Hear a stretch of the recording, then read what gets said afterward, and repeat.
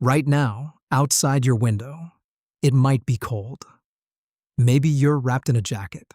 Maybe you've got the heat on. Maybe you're holding a hot drink. And you think, this is cold. Let me tell you something. You have no idea what cold is. Because tens of thousands of years ago, your ancestors woke up every single morning to temperatures that would kill an unprotected modern human in under an hour. No central heating, no insulated jackets, no weather app telling them a storm was coming. Just ice, wind, darkness. And somehow, they made it through. Not just survived, they thrived. They built cultures, raised children, and outlasted conditions that drove entire megafauna species into extinction. So here's the question that should be keeping you up at night. How? How did early humans survive the Ice Age, with nothing we'd recognize today? The answer involves biology you didn't know you had, chemistry you wouldn't expect, and engineering that will genuinely surprise you. Let's get into it. Part 1. The body that could handle the cold start with the body itself.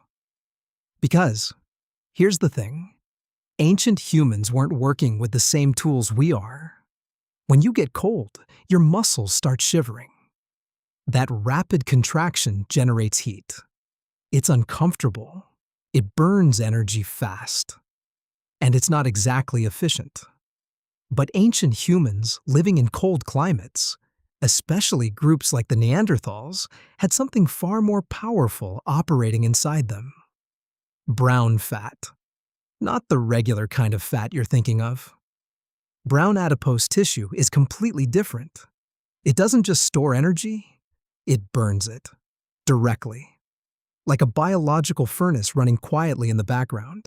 No shivering required. No conscious effort. Just steady, sustained heat generation, even while you sleep. Modern humans still have traces of it. Infants have quite a bit of it. But our ancestors, who evolved in extreme cold, had significantly more. And it was one of their most critical survival advantages. Now pair that with something called Allen's rule. This is a principle in biology that says animals living in colder climates tend to evolve shorter limbs and stockier builds. Why? Because surface area is the enemy when it comes to heat retention. The more surface area your body has, long arms, long legs, protruding features, the faster heat escapes. Neanderthals were built for the cold. Broad chests, shorter forearms, compact frames. Their bodies were, quite literally, shaped by thousands of years of freezing winters. But even the best-designed body has limits. At -30 degrees Celsius, the extremities are the first to go.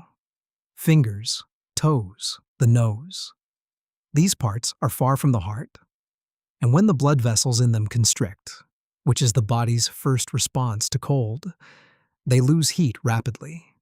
Left unchecked, that leads to frostbite. Then tissue death. Then you lose the hand entirely. So the body evolved a wildly counterintuitive emergency response. It's called the Lewis-Hunting reaction. Here's how it works.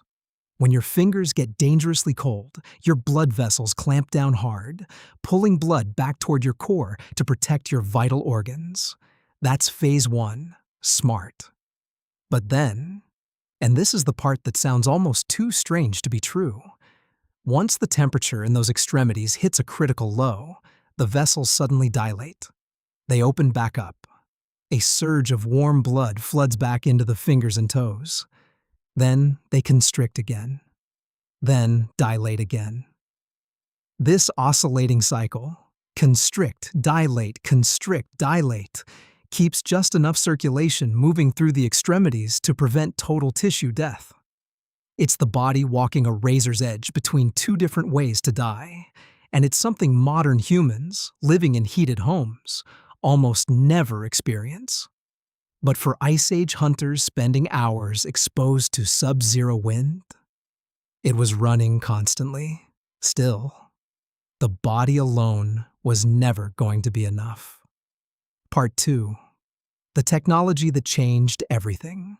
Let's talk about clothing, because this is where most people's mental image falls apart. You might picture an ancient human throwing on an animal skin and calling it done, simple, primitive, easy.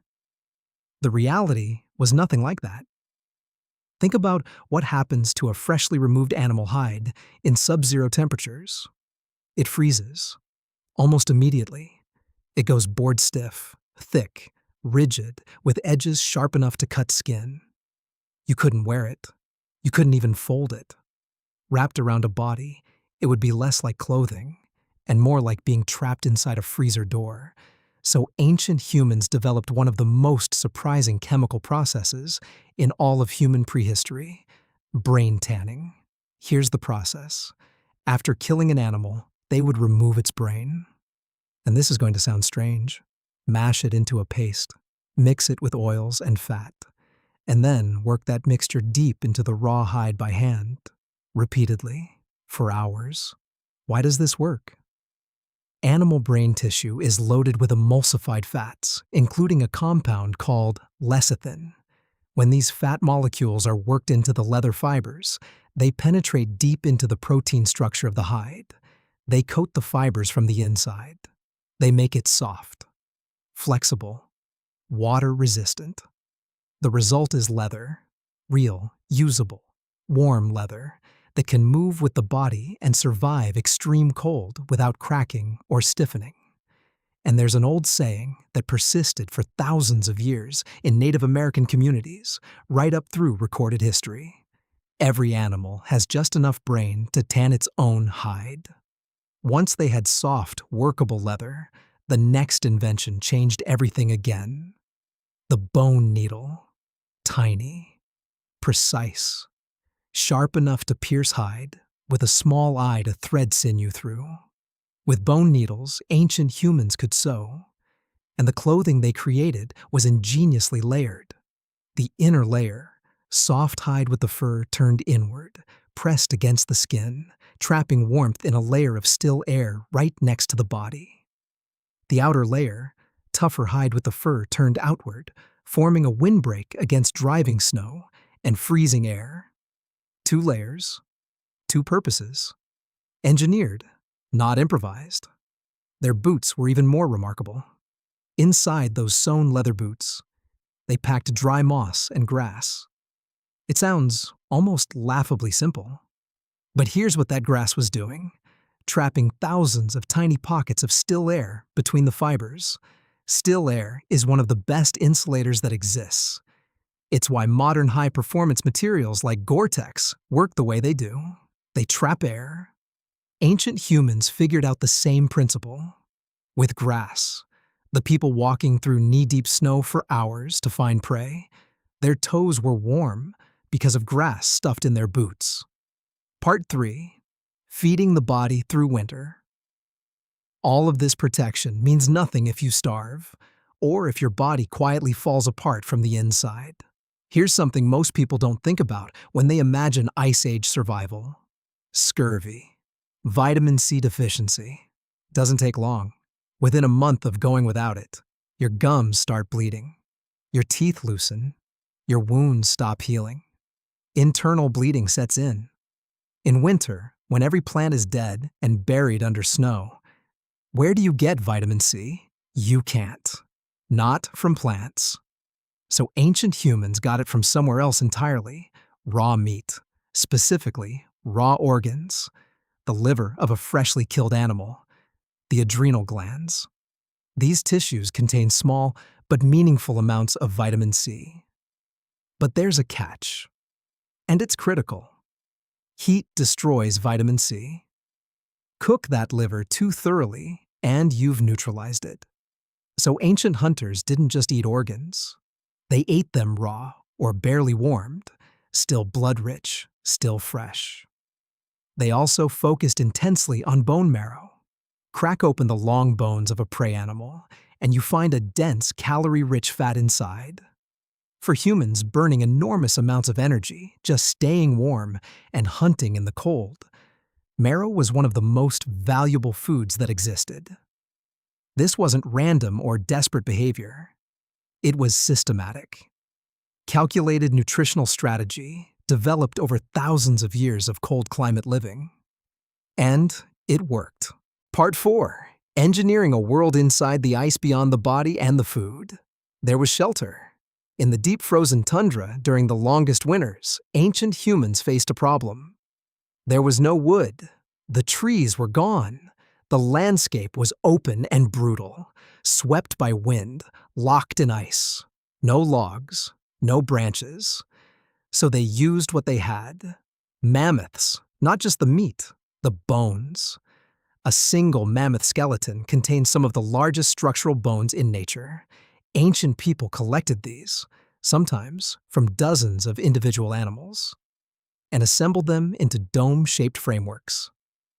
Then they stretched thick hides over the outside. What they built was a structure, insulated, wind-resistant, and large enough to hold multiple people around a central fire. That fire wasn't fed by wood. It burned animal fat and bone, and beyond shelter, they built something else. Permafrost meat caches. In the permanently frozen ground near their camps, they dug deep pits and packed them with surplus meat. Everything they couldn't eat immediately after a successful autumn hunt. The permafrost kept the temperature consistent and low. The meat stayed preserved for months. It was a freezer. A natural, zero-energy, deeply practical freezer engineered into the ground. Inside the mammoth-bone shelter, packed together for body heat, fire burning in the center, dozens of people stayed above freezing while outside. The temperature was cold enough to kill an unprotected person in minutes. They had built a pocket of warmth inside a frozen world. The takeaway. So let's bring this back to you. Right now, you're warm. You have heating, or you have the ability to get it. You have a jacket rated for conditions you'll probably never experience. You have food that travels thousands of miles to reach you, preserving every nutrient along the way. And the reason any of that is possible, the reason you are possible, is because somewhere in your ancestral line, a group of people figured all of this out from scratch. They figured out how to turn a brain into leather conditioner. They figured out that grass could save a foot from frostbite. They figured out that raw liver could prevent internal bleeding. They built homes out of mammoth bones and buried freezers in the ground. They did all of this without writing it down, without passing on a manual, without any of the accumulated scientific knowledge we take for granted. And they survived one of the harshest periods in Earth's climate history. Not for a winter, not for a generation, for thousands of years. The next time you feel cold, and I mean genuinely cold, not I left my jacket at home, cold, remember what that word actually meant once. And remember that you're here because your ancestors didn't just endure it, they mastered it.